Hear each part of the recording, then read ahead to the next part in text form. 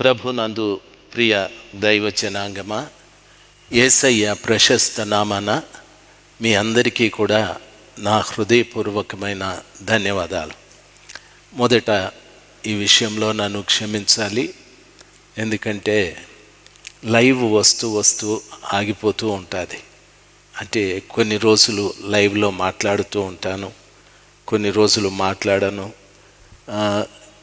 కొంతమంది లైవ్ రాలేదని అడుగుతూ ఉంటారు, క్షమించండి. నేను మా ఊర్లో ఉన్నప్పుడే ఈ లైవ్ చేస్తూ ఉంటాను, మా ఊర్లో లేకపోతే నేను చేయలేను.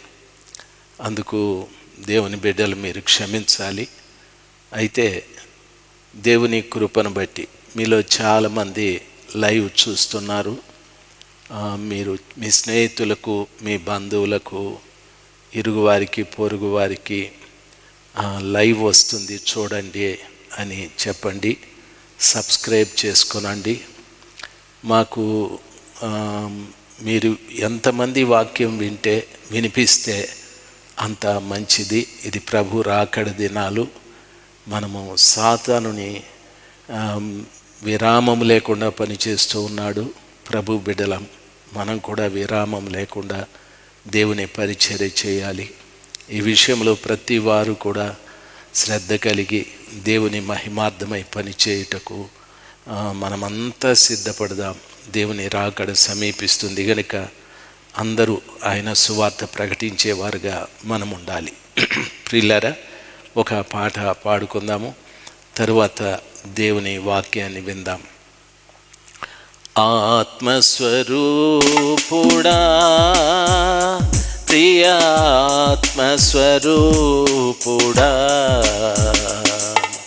నేడే రాదేవా, నేడే రాదేవా మా మాధ్యకు.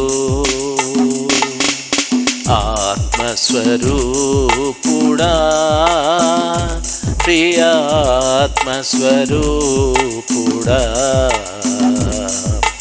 నేడే రాదేవా, నేడే రాదేవా మా మాధ్యకు. పాపపు ఊబి నుండి నన్ను రక్షించితివి, పాపపు ఊబి నుండి నన్ను రక్షించితివి. పాపం కడిగి శుద్ధీకరించి నీ దివ్య రక్తముతో,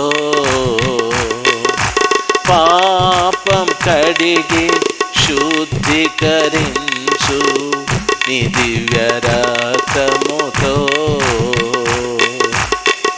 ఆత్మస్వరూపుడా, ప్రియాత్మస్వరూపుడా,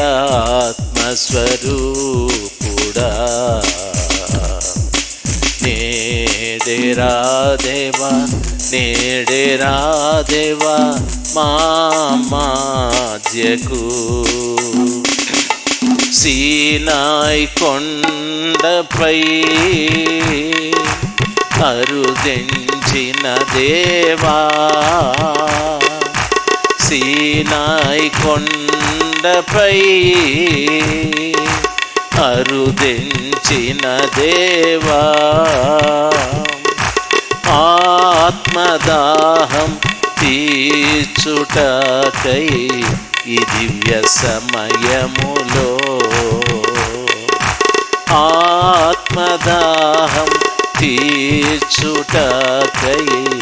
ఈ దివ్య సమయములో. ఆత్మస్వరూపుడా, ప్రియాత్మస్వరూపుడా,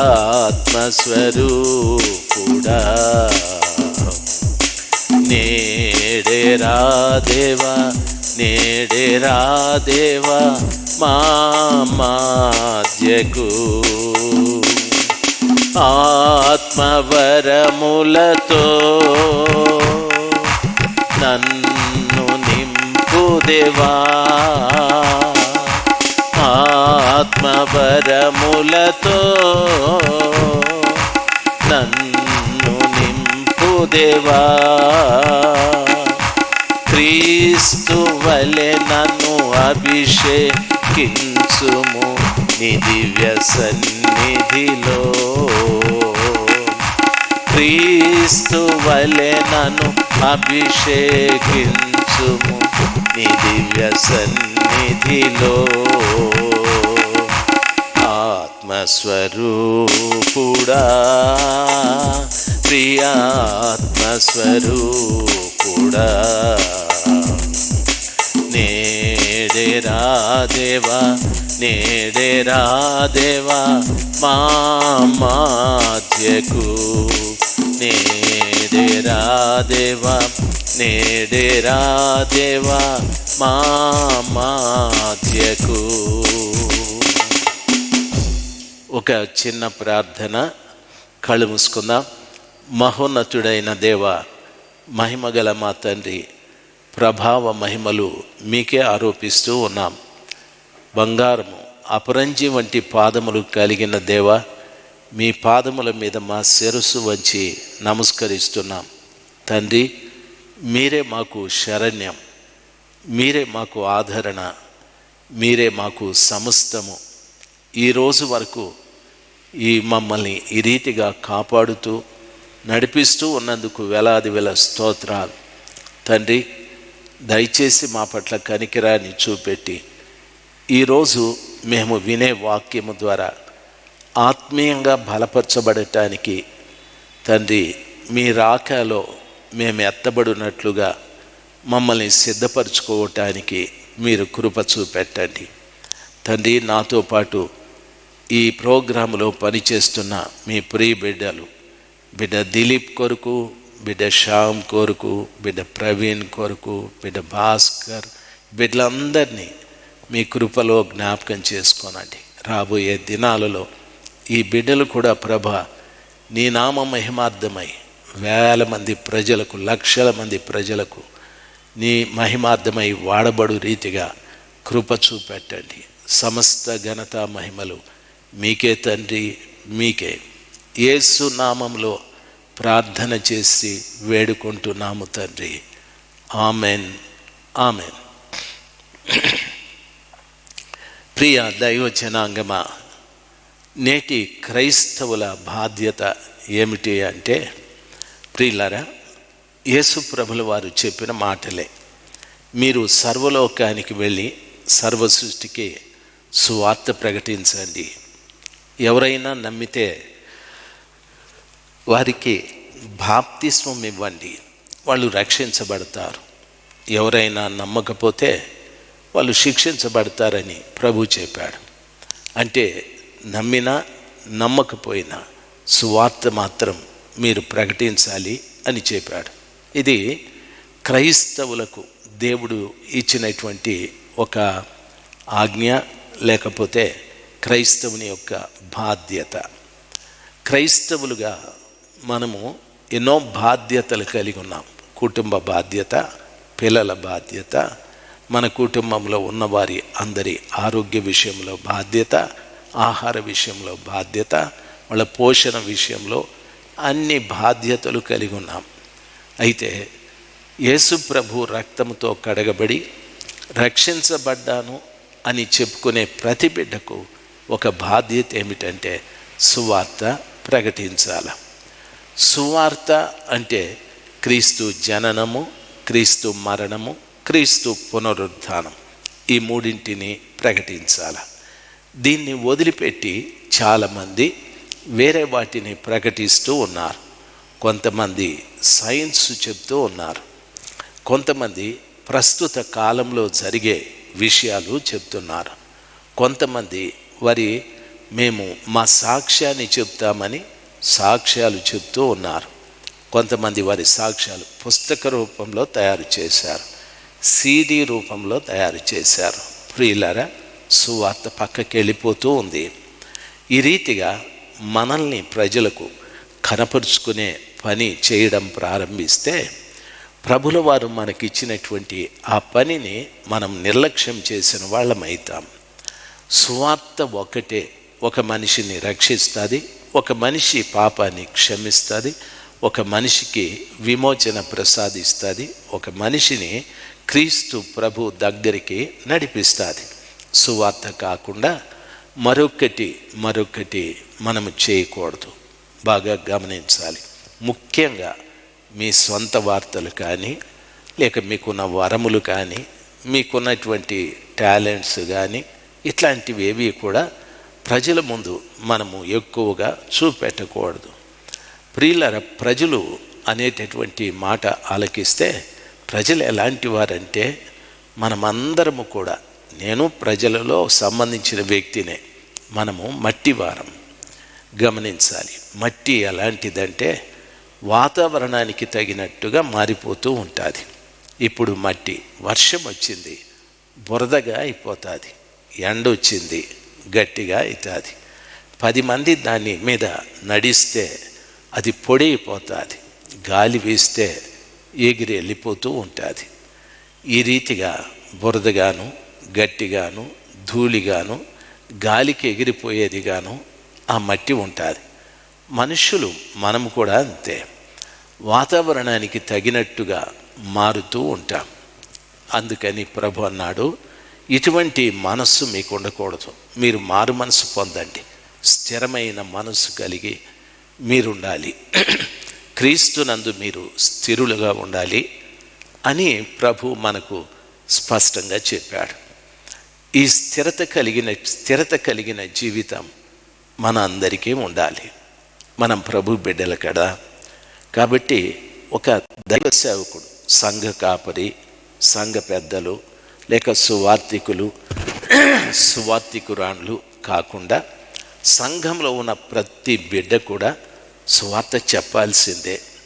ప్రస్తుతం ప్రపంచానికి యేసు ప్రభుల వారు చాలా అవసరమై ఉన్నాడు. చాలామంది ప్రజలు ఈ రోజున ప్రపంచంలో వెతుకుతూ ఉన్నారు. 1, మాకు సమాధానం ఎవరిస్తారని. 2, మా పాపాలు ఎవరు క్షమిస్తారని.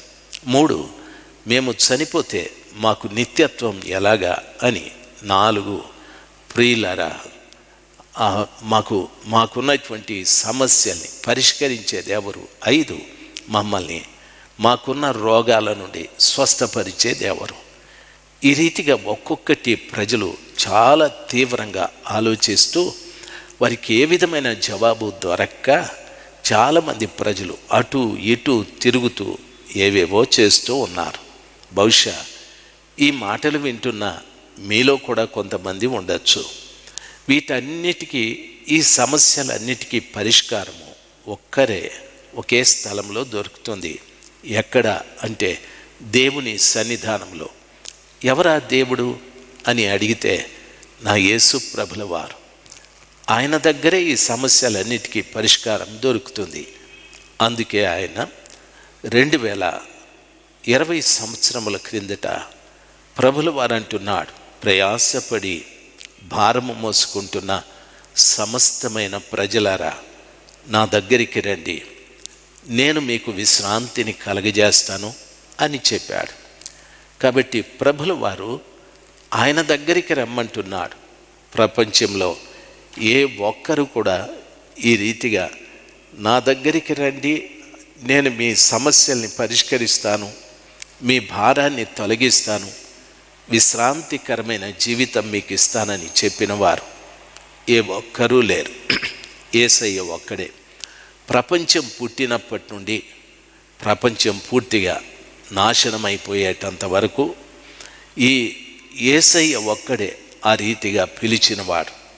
ప్రపంచంలో ఎన్నో జాతులు, ఎన్నో మతాలు, ఎన్నో కులాలు, ఎందరో దేవుళ్ళు అనబడిన వారు, ఎందరో దేవతలు అనబడిన వారు, ఎన్నెన్నో ఆచారాలు, ఎన్నో సాంప్రదాయాలు ఉన్నాయి. ఎందరో యుగ పురుషులు, ఎంతోమంది దైవాంశ సంభూతులు ఎందరో ఉన్నారు. ఎవరు కూడా ప్రయాసపడి భారము మోసుకుంటున్న సమస్తమైన ప్రజలారా నా దగ్గరికి రమ్మని పిలిచిన వారు లేరు. యేసయ్య ఒక్కడే. కాబట్టి యేసు ప్రపంచానికి చాలా అవసరం. లోకంలో ఉన్న ప్రజల అభిప్రాయం, యేసు ప్రభుల వారు కొందరికే దేవుడు, ఫలానా మతాలకు సంబంధించిన వారు, ఫలానా కులానికి సంబంధించిన వారికి దేవుడని అంటూ ఉన్నారు.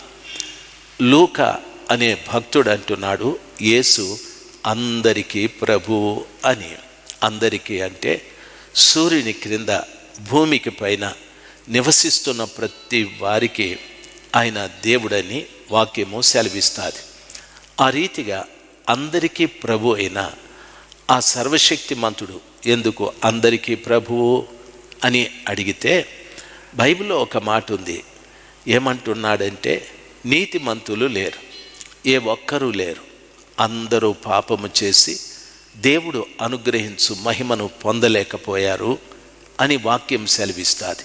దాని అర్థం ఏమిటంటే, అందరూ అనగా ఏ కులస్థులైనా, ఏ మతస్థులైనా, ఏ దేశస్థులైనా, ఏ వంశస్థులైనా అందరూ నీతిని తప్పి జీవిస్తూ ఉన్నారు. నీతిమంతులు లేరు, ఏ ఒక్కరూ లేరు, అందరూ పాపము చేసి దేవుడు అనుగ్రహించే మహిమను పొందలేదు అని. అందుకని యేసు ప్రభుల వారు ఎవరైతే ఏ పాపము చేసి దేవుని మహిమకు దూరం అయిపోయారో అటువంటి వాళ్లకు తాను ఆరి పాపాన్ని క్షమించటానికి ఆయనే దరిదాపు కపాలమని అద్దమిచ్చే గొల్గొతా కొండపైన సిలువలో తన రక్తాన్ని కార్చి ఆయన్ను సమీపించి, ప్రభువా నేను పాపిని, నన్ను క్షమించమని మనస్ఫూర్తిగా ప్రార్థించిన ప్రతి బిడ్డ పాపాన్ని క్షమించి వారికి మహిమను ప్రసాదించే దేవుడు. ఈయన తప్ప ఇంకా ఎవరూ కూడా దేవుని యొక్క రాజ్యంలో ప్రవేశించటానికి, పరలోకంలోకి ఒక మనుషుడు ప్రవేశించటానికి యేసు ప్రభు తప్ప మరొక్కరెవరూ లేరు. అందుకే ఆయన చెప్పారు, నేనే మార్గాన్ని, నేనే సత్యాన్ని, నేనే జీవమును, నా ద్వారా తప్ప ఎవడు తండ్రి యొద్దకు వెళ్ళలేడని ఖచ్చితంగా చెప్పాడు. ఆ రీతిగా ప్రభు పిల్లలైనటువంటి మనము ఈ విషయంలో జాగ్రత్తగా ఉండి ప్రపంచానికి సువార్త చెప్పే జనంగా మనం మారాలి. ఎంతో కాలము నుండి మనము ప్రభుని నమ్ముకున్నాం. ఎంతో కాలము నుండి ఒక ప్రార్థనా మందిరంలోనికి వెళ్ళి ప్రార్థిస్తూ వచ్చాం, ఆయన్ను ఆరాధిస్తూ వచ్చాం, ఆయన్ను స్తుతిస్తూ, ఆయన్ను మహిమపరుస్తూ ఘనపరుస్తూ వచ్చాం. అవునంటారా కాదంటారా? అయితే ఎవరికైనా సువార్త చెప్పామా? లేదు. అయితే ఈ రోజుల్లో ఈ కరోనా మూలంగా చాలా మందిరాలు మూతబడిపోయాయి. ఇప్పుడైతే లాక్డౌన్ తీసేశారు. ప్రార్థనా స్థలములలో లాక్డౌన్ లేదు, సడలింపులు వచ్చాయి. మీరు ప్రార్థనా మందిరాలు జరుపుకోమని చెప్పారు. నిజమే. అయితే ఆ ప్రార్థనా మందిరాలలో కూడా భయంతో వెళుతున్నాం, ఏమో ఎలాగో అనని. ప్రియులరా, రెండవది గమనించాల్సింది, అక్కడికి వెళ్ళిన తర్వాత కూడా చాలాసేపు మిమ్మల్ని ఆ స్థలంలో దైవ సేవకులు కూర్చోబెట్టలేదు. ఒక గంటన్నర, మించితే 2 గంటల సేపు తొందరగా ఆరాధన ముగించుకొని జాగ్రత్తగా వెళ్ళిపోమని చెప్తున్నారు. మీ ముఖాలకు ముసుగు వేసుకోమంటున్నారు, సోషల్ డిస్టెన్స్ పాటించమని చెప్తున్నారు. చాలా రెస్ట్రిక్షన్స్. ఎందుకంటే ఒక కరోనా అనే వ్యాధి వ్యాపిస్తూ ఉంది కాబట్టి భయంతోనే మనం అక్కడికి వెళ్ళి కూర్చుంటున్నాం. అయితే ప్రియులారా, దేవుని బిడ్డలుగా మీకు నా మనవేమిటంటే, ఇప్పుడు ఇంత భయంకరమైన పరిస్థితులు మనకున్నాయి. చాలామంది మందిరానికి వచ్చేవాళ్ళు కూడా రావడం లేదు, ఆగిపోతూ ఉన్నారు. దేవుడు అక్కడికి వెళ్తేనేనా, ఇంటి దగ్గర ప్రార్థన చేసుకుంటే దేవుడు లేడా అనే మాటలు కూడా వచ్చాయి.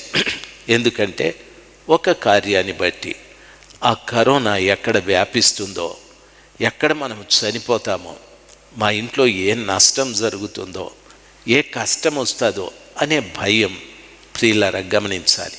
అందుకని ఒకవేళ మీరు ప్రార్థనా స్థలాలకు వెళితే దయచేసి వెళ్ళండి, దేవుని సన్నిధిని అనుభవించండి. లేదు, ఇంట్లో ఉన్నారు, అక్కడైనా ప్రార్థించుకోండి. ఒక్కటి మర్చిపోవద్దండి, ఈ దుర్భరమైన పరిస్థితులలో సువార్త ఇతరులకు చెప్పడం మర్చిపోకండి. ప్రజలు నిజంగానే చాలా ఇబ్బందులతో ఉన్నారు. ప్రజలు నిజంగా ఒకటి దైవ వ్యతిరేకులు ఉన్నారు, వాక్య వ్యతిరేకులు ఉన్నారు. రెండవది ప్రియులరా, మూడవ విషయం, తమంతట తాము నాశనమైపోతున్న వారు ఉన్నారు. ఎక్కడ చూసినా పాప భూయిష్టమైనటువంటి కార్యక్రమాలు చేస్తూ విచ్చలవిడిగా జీవిస్తున్నారు. ప్రస్తుత దినాలలో టెక్నాలజీ పెరిగింది కాబట్టి పిల్లలు చాలామంది యవన బిడ్డలు వారి సెల్ ఫోన్లలో అసహ్యమైనటువంటి చిత్రపటాలను చూస్తూ పాడైపోతూ ఉన్నారు రకరకాలుగా. దయచేసి ప్రతి వారికి సువార్త చెప్పవలసిన బాధ్యత ప్రభు పిల్లలైన మనకుంది. ప్రియులరా, నిర్లక్ష్యం చేయకండి. కనీసం నీ ఇంట్లో వారికైనా, నీ భార్య నీ పిల్లలకు, లేదు నీ భర్త నీ పిల్లలకు సువార్త చెప్పాలి. ఎందుకంటే రాబోయే రోజులు ఇంకా గడుసుగా ఉంటాయి, ఇంకా భయంకరంగా ఉంటాయి. ఆ దినాలలో ప్రజల పరిస్థితి చాలా దుర్భరంగా ఉంటుంది. ఆ భయంకరమైన పరిస్థితులు తప్పించుకొని యేసు ప్రభు అనే ఆ కృపగల తండ్రి దగ్గరికి వెళ్ళటానికి మన ఇంటిని, మనకు అందుబాటులో ఉన్న ప్రతి వారికి సువార్త చెప్పి వారిని రక్షించే కార్యక్రమాన్ని మనం ఆ పని చేయాలి.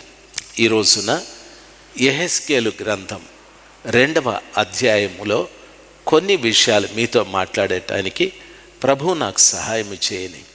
యెహెజ్కేలు గ్రంథం 2వ అధ్యాయములో 10 వచనాలు ఉన్నాయి. ఈ 10 వచనాలు కూడా యెహోవా దేవుడు ప్రవక్త అయిన యెహెజ్కేలుతో మాట్లాడుతూ ఉన్నాడు. ఎవరిని గూర్చి మాట్లాడుతున్నాడంటే ఇజ్రాయేలు ప్రజలను గూర్చి మాట్లాడుతూ ఉన్నాడు. ఆ ఇజ్రాయేలు ప్రజల యొక్క అవిధేయతను గూర్చి మాట్లాడుతూ ఉన్నాడు. అందుకని దేవుడైన యెహోవా ప్రవక్త అయిన యెహెజ్కేలుతో మీరు వెళ్ళి సువార్త చెప్పమని గట్టిగా చెప్తూ ఉన్నాడు. కాబట్టి ప్రియులారా, ఈ రోజున ప్రజలు అవిధేయులే, ప్రజలు లోబడని వారే, ప్రజలు తిరుగుబాటు స్వభావం కలిగిన వారే, ప్రజలు వ్యతిరేకులే. అయినా వారికి సువార్త అందాలి. ఆ రోజున దేవుడైన యెహోవా యెహెజ్కేలుతో చెప్పిన రీతిగా మనతో కూడా ప్రభుల వారు మాట్లాడుతున్నారు. ఆ వాక్యాన్ని చదువుతాను, జాగ్రత్తగా మీరు వినాలి.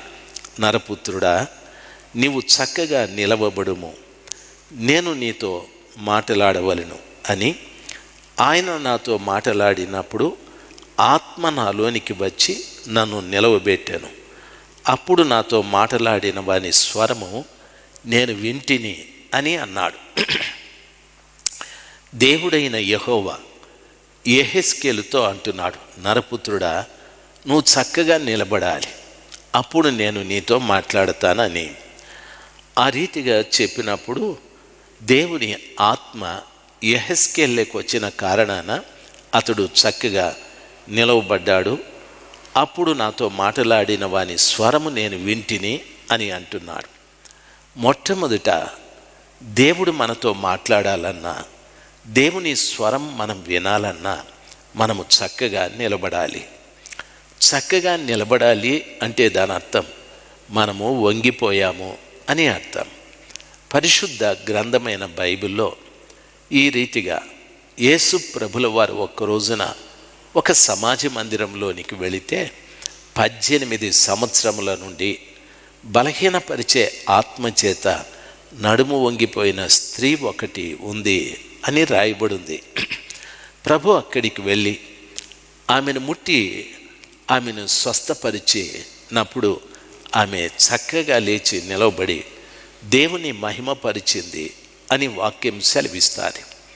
ఆ నడుము వంగిపోయిన స్త్రీ, గూని స్త్రీ 18 సంవత్సరాల నుండి ఆ సమాజ మందిరంలోనే ఉంది. ధర్మశాస్త్రోపదేశకులు ఉన్నారు, శాస్త్రులు పరిసయ్యులు ఉన్నారు. ఎన్నో ప్రార్థనలు జరుగుతున్నాయి, ఉపవాస ప్రార్థనలు జరుగుతున్నాయి, చక్కటి బోధ వారు చేస్తున్నారు, ఆచార కార్యక్రమాలన్నీ జరుగుతూ ఉన్నాయి. ఆమె మాత్రం గూనిగానే ఉంది. ఈ రోజును కూడా చాలామంది బిడ్డల జీవితం ఎలాగుందంటే, మందిరాలకు మనం వెళుతున్నాము కానీ చక్కగా నిలబడే ఆ స్థితి మనకు లేదు. వంగిపోయాం. దేనితో వంగిపోయాము? ప్రభువే చెప్పాడు, ప్రయాసపడి భారము మోసుకుంటున్న సమస్తమైన ప్రజలారా నా దగ్గరికి రండి. ఒక వ్యక్తి మీద భారం ఉంచితే ఆ వ్యక్తి భారాన్ని మోయలేక వంగిపోతూ ఉంటాడు. దయచేసి గమనించాలి, చేతులతో పైకెత్తే బరువు ఉంటుంది. ప్రియులారా, కొంచెం బరువు ఎక్కువైతే ఆ చేతులతో తీసుకొని భుజం మీద పెట్టుకుంటాడు. ఇంకా కాస్త బరువు అయితే ఆ బరువుని తీసుకొని తల మీద పెట్టి మోస్తాడు. ఇంకా బరువు అయితే తన వీపు మీద దాన్ని ఎత్తుకొని మోస్తాడు. వీపు మీద ఆ బరువుని పెడితే ఆయన వంగి ఆ బరువును మోసుకుంటూ వెళ్ళాలి. ఈ రోజున ప్రజల యొక్క పాపం వీపు మీద మోసే అంత భారమైపోయాది. అందరూ వంగిపోయారు. నా జీవితము కూడా అంతే.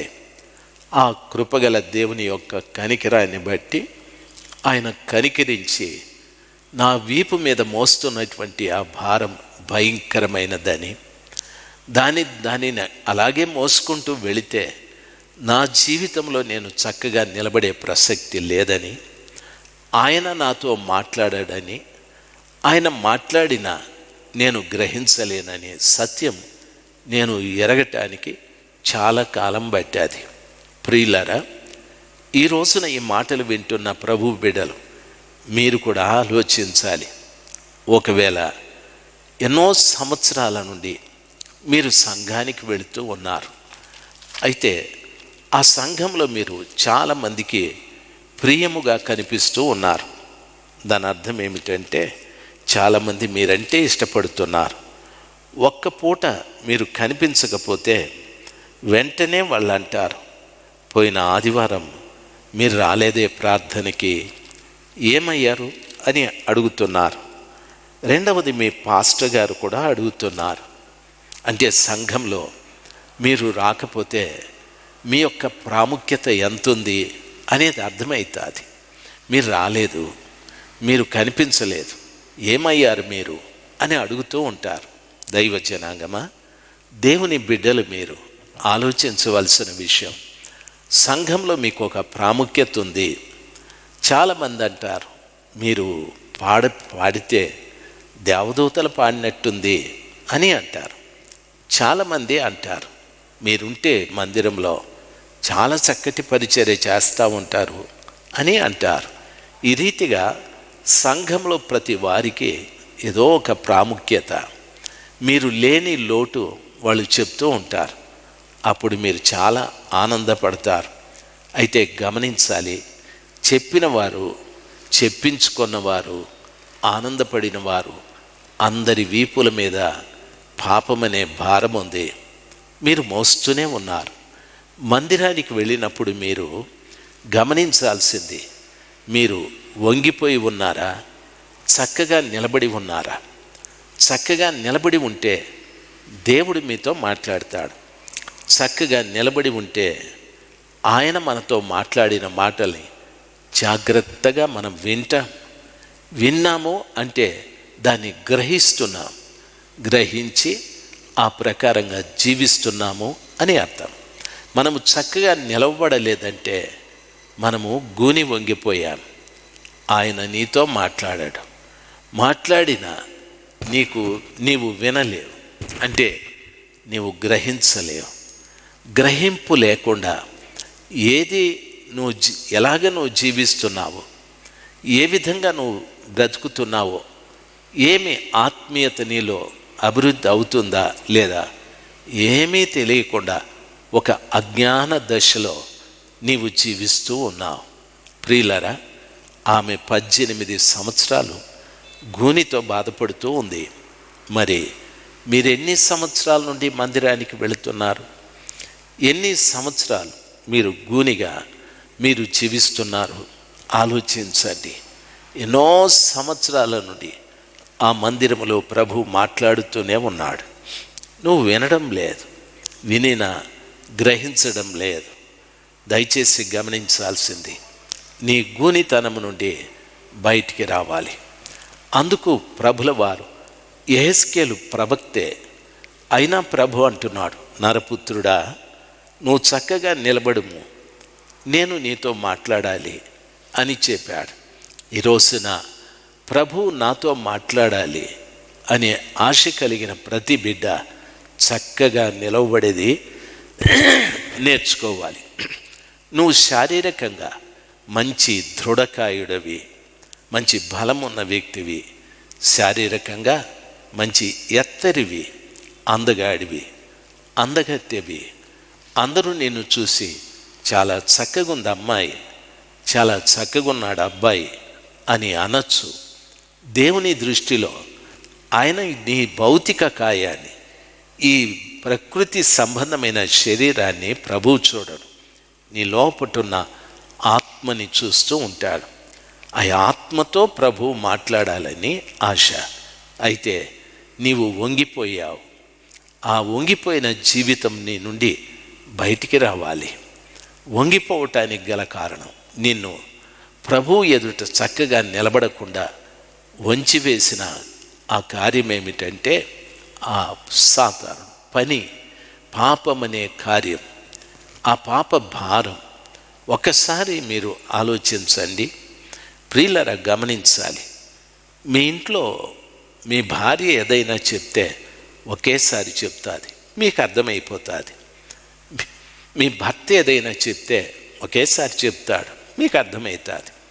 మీ ఆఫీసర్ ఏదైనా చెప్తే ఒకసారే చెప్తాడు, ఏమయ్యా ఆ ఫైలు రేపు నాకు సబ్మిట్ చేయండి, ఆ ఫైల్ ఈరోజు కంప్లీట్ చేయండి, ఒకసారే చెప్తాడు, అర్థమైపోతుంది.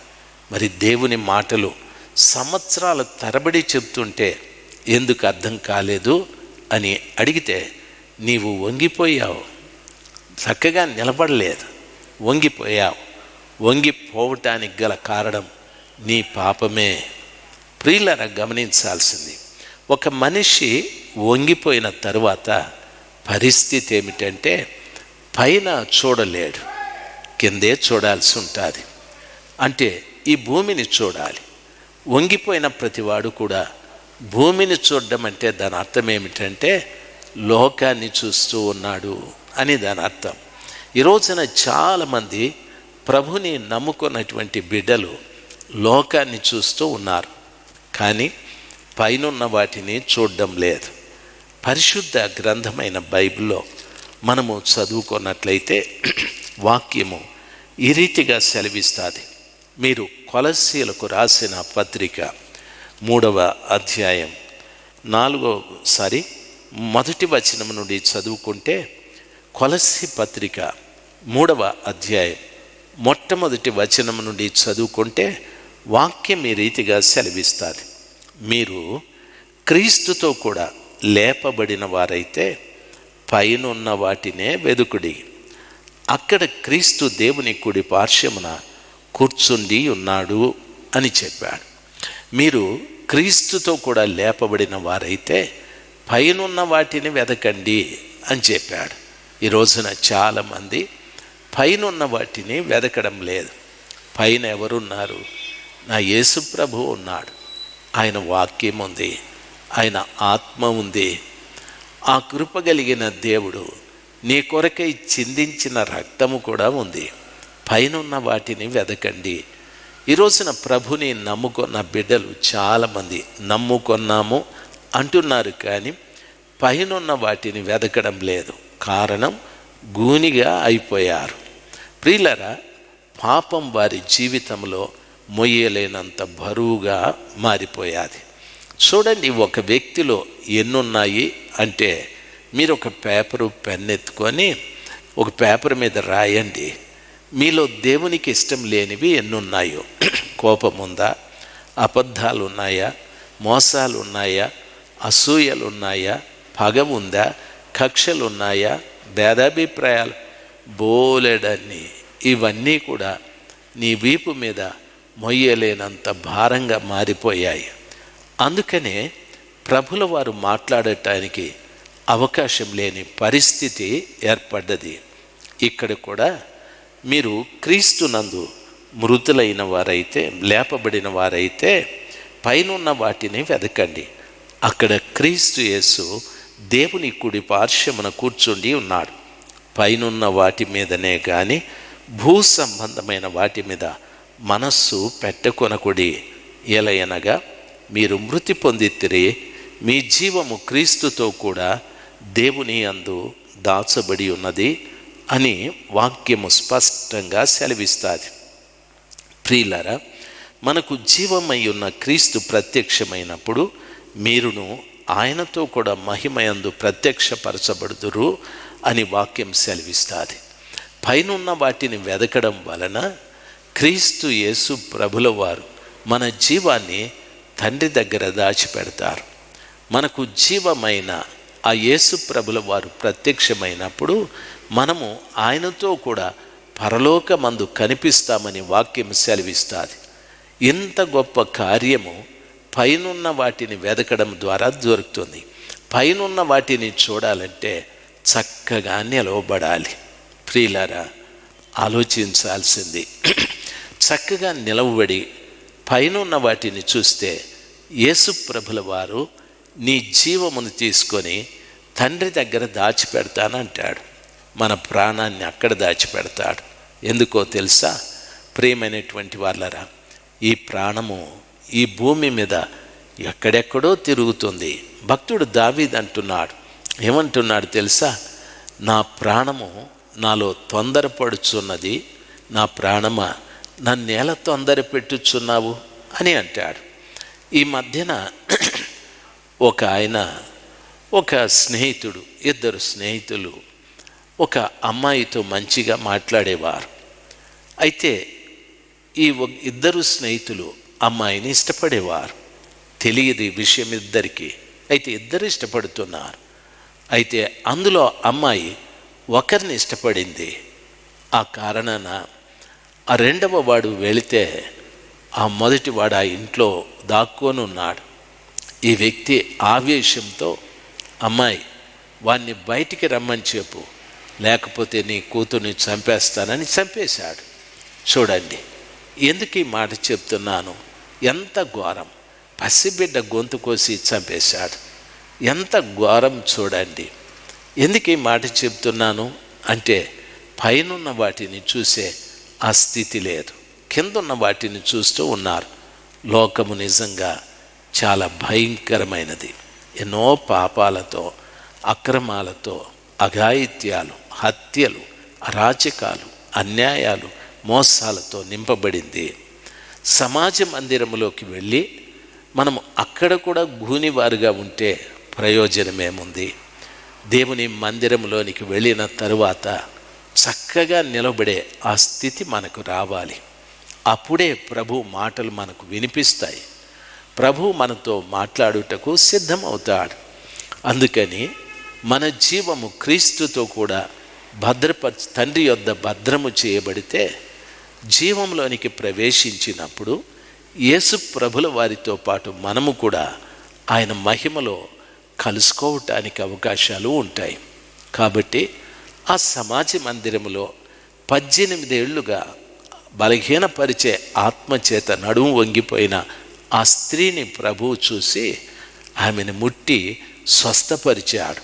ఆమె చక్కగా లేచి నిలబడి దేవుని మహిమపరిచాది. ప్రియులరా, మీరందరూ మందిరానికి వెళుతున్నారు కదా, ఇంకా ఎంతకాలం గూనితనంతో ఉంటారు? ఎంతకాలం నడుము వంగిపోయి ఈ లోకాన్ని చూస్తూ ఉంటారు, పాపాన్ని చూస్తూ ఉంటారు, అన్యాయాలు చేస్తూ ఉంటారు, అబద్ధాలు చెప్తూ ఉంటారు, అక్రమాలు చేస్తూ ఉంటారు? ఎంతకాలం? ఇంకెంతకాలం? యేసు ప్రభు రాబోతూ ఉన్నాడు. మనము ఆయన వచ్చినప్పుడు ఆయనతో పాటు ఆ మహిమలోనికి ప్రవేశించి ఆయన్ను మహిమపరిచేవారుగా, ఘనపరిచేవారుగా మనం ఉండాలి. దయచేసి ఆ గూనితనము నుండి మనము విడుదల పొంది చక్కగా నిలబడే అనుభవంలోకి రావాలి. ఈ రోజున ఒక అమ్మగారు ఫోన్ చేసి మాట్లాడుతూ, అయ్యా, జన్మపాపమేమిటి, కర్మపాపమేమిటి అని మాట్లాడుతూ ఆ తల్లి అంటుంది, ఎవరు చెప్పారో ఏమో. 7 తరాలుగా మన పితరుల పాపం నా మీద ఉంటుందంట కదా. ఆ 7 తరాల పాపాలు క్షమించమని రోజు నేను అడుగుతున్నాను అని చెప్పాది. 7 తరాల పాపం మన మీద కాదు. మనం పాపం చేస్తే మన పిల్లల మీదికి 3-4 తరముల వరకు ఆ శాపాలు వెళ్ళేటివి. అయితే ఈ రోజున క్రీస్తు ప్రభుల వారు వచ్చి మన పాపాలు క్షమించిన తరువాత యమని పాపం వాడిదే. తండ్రి పాపం మన మీద, మన పాపం మన పిల్లల మీద కాకుండా ఎవరి పాపం వారిదే. కాబట్టి ఈ రోజున మనము మందిరానికి వెళుతున్నప్పుడు దేవుని మాటలు మనలో పని చేయలేదు, దేవుడు మనతో మాట్లాడలేదు అంటే దాని అర్థం మనం ఇంకా గూనివారమే, చక్కగా నిలబడే అనుభవం లేదు. నిజంగానే ప్రభువు బిడ్డలుగా నా 2 చేతులెత్తి మీకు నమస్కరిస్తాను. యేసు రాబోతూ ఉన్నాడు. ఆయన వచ్చినప్పుడు మనం ఆయన తేరు చూడాలి కదా, ఆయన స్వరం వినాలి కదా. ఆయన సంఘమ ఇక్కడికి రమ్ము అని పిలిచినప్పుడు నువ్వు వినాలి కదా. గూనితనంతో ఉంటే ఆయన మాటలు వినిపించవు కదా. చాలా దినాల కిందట ఒక ఆయన ఒక కథ చెప్పాడు నాకు. ఒక యజమానికి 2 జంతువులు ఉన్నాయి. అంటే అవి పంది ఒకటి, ఆవు ఒకటి ఉన్నాయి. ఈ రెండింటినీ ఆయన మేపేవాడు. ప్రతిరోజు కూడా ఆవును యజమాని పొలంలోకి తీసుకెళ్ళి మేపేవాడు. పందిని ఒక్కరోజు కూడా తీసుకెళ్ళలేదు. ఒక్కరోజున పందితో ఆవు మాట్లాడుతూ, మన యజమాని ఎప్పుడు నిన్ను పొలంలోకి తీసుకురాడు, ఎందుకు నన్ను మాత్రమే తీసుకెళ్తాడు, మరి నువ్వు ఎక్కడికి వెళ్ళి మేత మేస్తావు అని అడిగాది. పందిని గురించి మీకు తెలుసు, అదేవేం జవాబు చెప్పలేదు. నన్ను ఎవరో తీసుకెళ్ళి మేత మేపాల్సిన పని లేదు అని పంది చెప్పాది. అడ్డగోలు మాటలు మాట్లాడేది. ఆవు అనుకుంది, సరే నేను ఎన్నో రోజుల నుండి చూస్తున్నావు, కనీసం నువ్వు నేరుగా చూడవెందుకు, ఎప్పుడు ముఖం కిందికి దించుకొనే చూస్తూ ఉంటావు, ఏం కారణం అని అడిగాది. దానికి కూడా పంది చెప్పాది, నేను అంతే అని చెప్పాది. ఆవు దాని జవాబులు తనకు అర్థం కాలేదు. ఆవు రోజు ఆ రైతు వారు తీసుకెళ్ళి పొలంలో మేపుతూ ఉంటే ఆవు ఒక్క రోజున ఈనాది, ఇంకొక దూడనిచ్చాది. ఈ రీతిగా ప్రియులారా గమనించాలి. ఒకరోజు ఆవు అంటుంది, ఒక్కసారి పైకి మూతి పెట్టి చూడు, సూర్యుడు ఉన్నాడు, అక్కడ చంద్రుడు ఉన్నాడు, ఆకాశంలో నక్షత్రాలు ఉన్నాయి, రాత్రిపూట వెన్నెల ఎంత బాగుంటుందో, పగటిపూట సూర్యుని కాంతి ఎంత బాగుంటుందో, ఒక్కసారి ముఖం పైకెత్తి చూడమంటే పంది వల్ల వీలు కాలేదు. పంది అంతే, దాని ముఖం ఎప్పుడు కిందనే ఉంటుంది, కిందికే చూస్తుంది. అయితే ఒక్కరోజున ఎవరో ఇంటి దగ్గరికి వచ్చి మాట్లాడుతూ ఉన్నారు. ఆవు గమనిస్తూ ఉంది. వాళ్ళు వ్యాపారం చేస్తూ ఉన్నారు. దేన్ని వ్యాపారం చేస్తున్నారంటే తనతో పాటున్న పంది గురించి వ్యాపారం చేస్తున్నారు. ఆ వ్యాపారం చేసేటటువంటి వాళ్ళు రైతు వారికి డబ్బిచ్చి ఆ పందిని తీసుకెళ్ళారు. తీసుకెళ్ళేటప్పుడు ఆ పందిని 4 కాళ్ళు కట్టేసి ఆ కాళ్ళ మధ్యలో కర్ర దూర్చి వాళ్ళు తలకిందులుగా మోసుకుంటూ వెళ్ళారు. అప్పుడు చూసింది పంది ఆకాశం వైపు, మంచి నక్షత్రాలు, మంచి సూర్యుడు, ఇవన్నీ కూడా చక్కటి మేఘాలు. అప్పుడు అనుకుంది, పుట్టినప్పటి నుండి నేనెప్పుడు ఈ వైభవాన్ని చూడలేదే అని చాలా చింతించాది. కొంతమంది ప్రియులరా ఆవులాగా ఉంటారు. రైతుతో పాటు రోజు పొలానికి వెళ్ళి మేసేవారు. ఆవులాగా నేరుగా చూడగలిగిన వారు, పైకి చూడగలిగిన వారు. పందిలాగా ఎప్పుడూ క్రిందికే చూసేవాళ్ళు కొంతమంది ఉంటారు. ప్రియులరా, సంఘానికి వెళుతున్నప్పుడు యేసు ప్రభుల వారి ఎదుట పందిలాగా కిందికి చూసుకుంటున్నావా, ఆవులాగా పైకి చూసుకుంటూ ఉన్నావా? యజమానితో పాటు ఆవు వెళ్ళినట్లుగా యేసయ్యతో పాటు నువ్వు కలిసి జీవిస్తున్నావా? ఆలోచన చేయి. ప్రభువు మాట్లాడుతున్నాడు, ఆయన మాట్లాడాలి. ఆయన అంటున్నాడు, నరపుత్రుడా, చక్కగా లేచి నిలబడు, నేను నీతో మాట్లాడాలి అంటున్నాడు. ఆయన నీతో మాట్లాడాలంటే నువ్వు చక్కగా నిలబడాలి. ఎందుకు? ఆయన మాటలు వినటానికి దేవుని పిల్లలు మనం. ఈరోజు వరకు కూడా ప్రభు నీతో మాట్లాడలేదంటే ఆ పంది జీవితమే. నీకు గూని ఉంది, గూని బ్రతుకుతూ ఉన్నావు. నీవు అలాగ వంగిపోవటానికి మొయ్యలేనంత పాపభారం నీ వీపు మీద ఉంది. ఒక్కసారి ఆలోచన చేయి. కనీసం ఈ మాటలు విన్నప్పుడు నా గురించే ఈ మాటలు ప్రభువు మాట్లాడుతున్నాడని ఆ గ్రహింపు నీకుంటే దయచేసి ప్రభు దగ్గర పశ్చాత్తాపపడు. నన్ను క్షమించమని బ్రతిమలాడు. కనికరంగల దేవుడు నిన్ను క్షమిస్తాడు. ఆ భారాన్ని తొలగిస్తాడు. నువ్వు చక్కగా నిలబడతావు. నిలబడకపోతే ఆయన మాట్లాడాడు. ఆయన మాట్లాడకపోతే నీకు వినిపించదు. ఆయన మాట్లాడినప్పుడు వినిపించాలంటే చక్కగా నిలబడాలి. ప్రియులారా, యేసు రేపో మాపో నీతో మాట్లాడనై ఉన్నాడు. ఏమనో తెలుసా? సంఘమా, ఇక్కడికి రమ్మని. ఆ రోజున నువ్వు వినాలంటే నువ్వు చక్కగా నిలబడాలి. ప్రభు రాకడలో ప్రభు మనతో మాట్లాడే మాట మనం విని ఆయనతో పాటు మధ్య ఆకాశంలోనికి వెళ్ళటానికి నన్ను ఎంతో కృంగదీసిన, నన్ను వంచేసిన, నాకు గూనితనం కలగజేసిన ఆ ప్రతి పాపాన్ని నా వీపు మీద నుండి ప్రభు తొలగించాలి. ప్రభా, నన్ను క్షమించి ఈ పాపాల నుండి విడిపించాలి.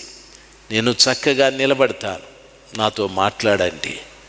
నీవు మాట్లాడే మాట నేను వినాలి, మీ రాజ్యంలో నేను ప్రవేశించాలి అని ప్రభుని వేడుకుందాం. దయచేసి ప్రార్థిస్తాం.